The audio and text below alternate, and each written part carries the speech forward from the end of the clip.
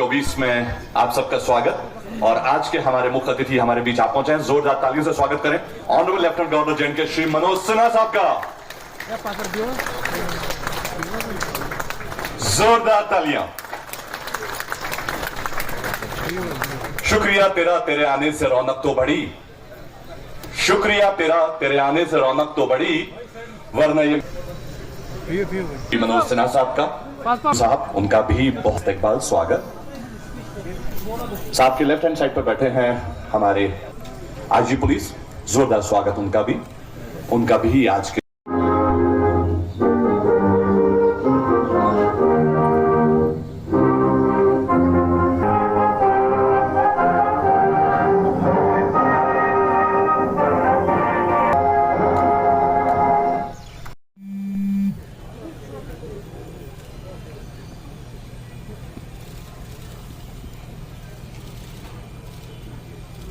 जोरदार तालियां।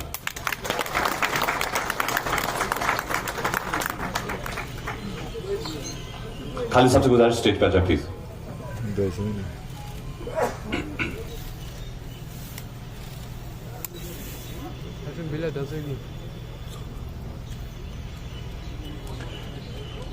पहला ट्रेड फेयर है जिसमें 200 से ज्यादा स्टॉल्स लगे हुए हैं और जिसमें लोकल नेशनल एग्जीबिटर्स अपना हुनर दिखाएंगे। तो जोरदार तालियां इस खूबसूरत से लम्हे के लिए जहां पर लाइटिंग हो रहे हैं। और हमारी फेयर अथॉरिटी और जैसा कि हम सब लोग जानते हैं कि और इस खूबसूरती पेंटिंग के साथ साथ ये एक शॉल, एमडी जे&के टीपीओ से गुजारिश करता हूं कि वो एक शॉल एग्जीबिशन स्टॉल्स के विजिट के दौरान लोगों से बातचीत करने का अवसर मिला और तब मुझे एहसास हुआ कि सही मायनों में आज से शुरू हो रहा जम्मू कश्मीर ट्रेड शो मुझे लगता है कि एक राष्ट्रीय आयोजन के रूप में आगे गिना जाएगा, ऐसा मुझे पूरा भरोसा है। मुझे बताया गया है कि 13 राज्यों के आर्टिजन्स यहाँ मौजूद हैं, कई देशों के बायर्स भी यहाँ आए हुए हैं और अनेक बाहरी मुल्कों के बायर्स भी आने वाले हैं। आर्टिजन्स और शिल्प की हुनरमंद हस्तियों तथा उससे जुड़े बिजनेस एंटरप्रेन्योर्स और एक्सपोर्टर्स की गरिमामयी मौजूदगी मुझे लगता है कि जम्मू कश्मीर में हो रहे सकारात्मक बदलाव की प्रतीक है। मुझे उम्मीद है कि इस ट्रेड शो के द्वारा जम्मू कश्मीर की समृद्ध क्राफ्ट परंपरा तथा विभिन्न राज्यों के क्राफ्टमैन के बीच आपसी समझ बढ़ाने का एक अच्छा प्लेटफॉर्म होगा ये। और बाहर से जो बायर्स आए हैं, इस अनमोल विरासत को ग्लोबल प्लेटफॉर्म पर एक नई पहचान दिलाने में उनका भी योगदान होगा। मैं समझता हूँ कि श्रीनगर शहर में इतने व्यापक स्तर पर ट्रेड शो का आयोजन और इस आयोजन में इतनी भारी संख्या में प्रोड्यूसर्स और बायर्स का एक इकट्ठा होना, ये अपने आप में बहुत बड़े बदलाव का संकेत है।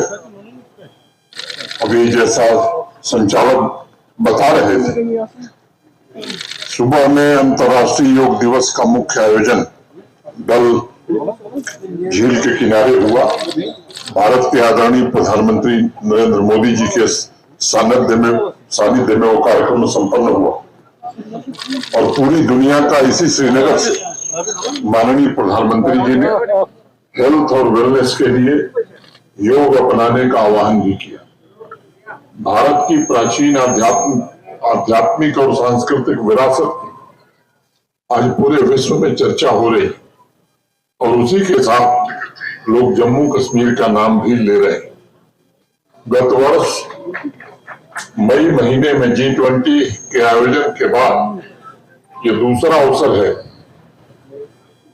जिसे मैं समझता हूं कि एक बड़ा आयोजन हम कर सकते हैं, जो सुबह हुआ था। माननीय प्रधानमंत्री जी के नेतृत्व में ब्रांड जम्मू कश्मीर को पूरे विश्व के कोने कोने तक पहुंचाने में हम सबको सफलता मिल रही। पिछले 5 वर्षों में जो बदलाव हुआ है, चाहे वो आर्टिजन्स हो, हस्तशिल्प के कलाकार हो, इंटरप्रेन्योर्स हो, इनसे बेहतर मैं समझता हूं कि कोई इसे नहीं जानता है। कला के कोष को संरक्षित रखने के साथ साथ आर्टिजन्स बदलते समय का लेखा जोखा भी रखते हैं। और तभी किसी ने कहा कि कहीं ये दर्द का धागा भी यूं सुलझता है, कहीं ये दर्द का धागा भी यूं सुलझता है, गिरे जो खोले तो दिल और भी उलझता है। हमारे कलाकार आर्टिजन्स जानते हैं कि यहाँ का जनमानस एक सामान्य इंसान की तरह जीवन जीने के लिए लंबे समय से संघर्ष कर रहा था, और उस वातावरण में सबसे ज्यादा नुकसान हस्तशिल्प से जुड़े परिवारों, नौजवानों और किसानों का ही हुआ था। ये दोनों सेक्टर जम्मू कश्मीर की ड्राइविंग फोर्स के रूप में गिने जाते हैं, लेकिन इन दोनों सेक्टर्स में मौजूद क्षमता, उसकी ऊर्जा को सामाजिक और आर्थिक परिदृश्य कैसे बदले, इन्हें अवसर कैसे मिले, इनको इंतजार था। पिछले कुछ वर्षों में इसकी कोशिश की गई है। आज मुझे अत्यंत प्रसन्नता इस बात की है कि अल्प समय में रिफॉर्म, परफॉर्म और ट्रांसफॉर्म के मूल मंत्र के द्वारा handicraft, handloom, agriculture, life sector, processed food, ऐसे सेक्टर्स में व्यापक बदलाव लाने में बड़ी कामयाबी मिली है। हताशा का माहौल समाप्त हो रहा है और उम्मीद की नई किरण लोगों को दिखाई पड़ने लगी है। जम्मू कश्मीर में एक वाइब्रेंट बिजनेस एनवायरनमेंट तैयार हुआ है, और मुझे ऐसा लगता है कि हर क्षेत्र में मौजूद सामर्थ्य का अवसरों से एक अच्छा मिलन इन दिनों हुआ। अर्थव्यवस्था की एक ऐसी मजबूत नींव तैयार हो रही जिससे हस्तशिल्पों की विविधता को ग्लोबल मार्केट उपलब्ध कराने में हमें कामयाबी धीरे धीरे मिल रही। जैसा कि स्टेट शो की सांस्कृतिक विशेषताओं से परिलक्षित हो रहा है कि हमने जम्मू कश्मीर के यूनिक सेक्टर्स पर विशेष बल दिया है ताकि यहाँ की इकोनॉमी को सुदृढ़ किया जा सके। जम्मू कश्मीर, जैसे मेरे पूर्व भी अभी बताया गया, सफरन, अलमंड, चेरी, ये उत्पादन में पूरे देश में नंबर 1। 90% वालनट का उत्पादन यही होता है। 70% एप्पल का उत्पादन जम्मू कश्मीर में होता है। हैंडीक्राफ्ट, हैंडलूम, एग्रीकल्चर के ऐसे 17 प्रोडक्ट्स हैं जिन्हें जीआई टैग मिल चुका है। इस सेक्टर का और विस्तार होने वाला है। हमारा सबसे बड़ा लक्ष्य अपनी यूनिक सांस्कृतिक और कलात्मक विरासत को ग्लोबल मार्केट में नई पहचान दिलाना है, और मुझे खुशी है इंडस्ट्री डिपार्टमेंट हमारा इनके सभी शोर में इसमें जी जान से जुटे हुए हैं। हमें सुनिश्चित करना होगा कि कला की यूनिकनेस आर्टिजन्स और फार्मर्स के जीवन में सकारात्मक बदलाव लाए और उनकी आमदनी में जबरदस्त वृद्धि हो। ये सच है कि जम्मू कश्मीर में आज जैसा बिजनेस माहौल पहले नहीं था। आदरणीय प्रधानमंत्री जी कल शाम को एक कार्यक्रम में इंपावरिंग यूथ ट्रांसफॉर्मिंग जेएंडके भाग लिए थे। वहां अनेक एंटरप्रेन्योर्स और इनोवेटर से भी वो मिले थे, और सेक्टर्स में जिस प्रकार का उत्साह और ऊर्जा का जन्म हुआ है, मैं मानता हूं कि एक ऐतिहासिक घटना है।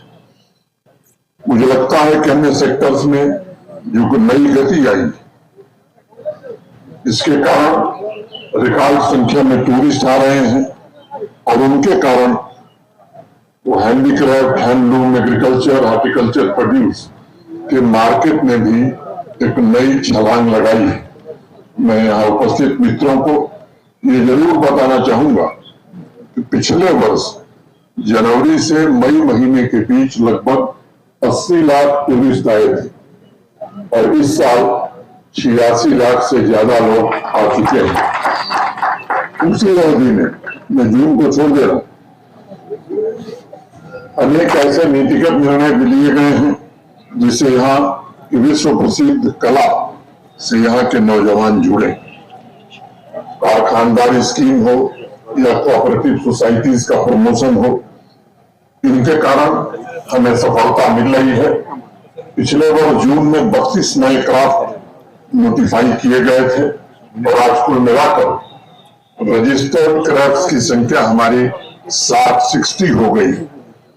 लगभग 3,80,000 से ज्यादा आर्टिजन्स हमारे रजिस्टर्ड हैं जो हस्तशिल्प की महान परंपरा से प्रत्यक्ष रूप से जुड़े हुए हैं और इसमें 76,000 जो कलाकार हमारे हस्तशिल्प की वो पश्मीना से तथा 55,000 कारपेट वीविंग से जुड़े हुए हैं।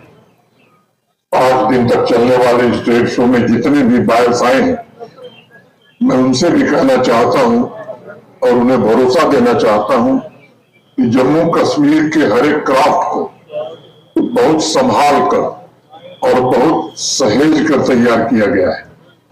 आपको इसे सिर्फ सामान्य हैंडीक्राफ्ट प्रोडक्ट मानने की जरूरत नहीं है, बल्कि भारत की हजारों वर्षों पुरानी कला की बेशकीमती विरासत का ये अमूल्य उपहार आपको यहाँ मिलने वाला है। ये आपको ध्यान रखना चाहिए। जम्मू कश्मीर में पिछले कुछ वर्षों में अपने हस्तशिल्प तथा फूड प्रोडक्ट्स में वैल्यू एडिशन के द्वारा नया कल्चर भी विकसित किया है और इसलिए मैं हमेशा एक बात दोहराता हूं कि बदलता जम्मू कश्मीर ये केवल स्लोगन नहीं है, ये हमारे सभी आर्टिजन्स, वीवर्स, किसान भाइयों की साधना और उनकी आकांक्षाओं का एक प्रतिबिंब है।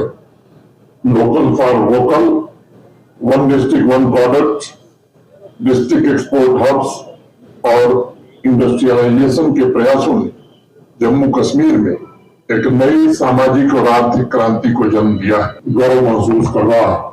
देश का हैंडीक्राफ्ट तथा एग्रो बेस्ड इंडस्ट्री सेक्टर आज जम्मू कश्मीर से जुड़ना चाहता है। यहाँ उपस्थित अनेक राज्यों से आए हुए एंटरप्रेन्योर्स का भी मैं स्वागत करता हूँ और उनका आह्वान करता हूँ कि आइए जम्मू कश्मीर के बिजनेस लैंडस्केप को नई रफ्तार देने में आपकी सक्रिय भागीदारी में योगदान